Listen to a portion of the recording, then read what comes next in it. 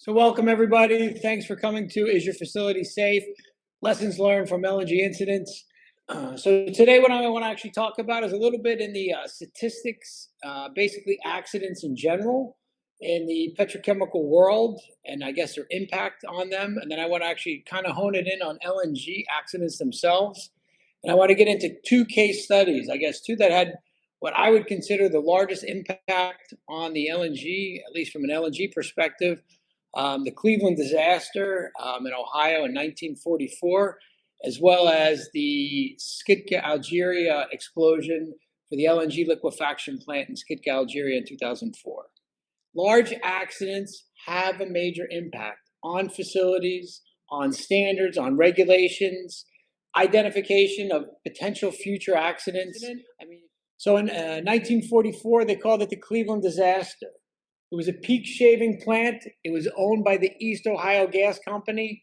It was built in 1941 and it ran without incident until 1944. So generally, just some background information, during World War II, stainless steel alloys were scarce. You can see the damaged area and the housing areas and then right next to the neighboring facility. Remember, this is the tank that failed, and then subsequently this one.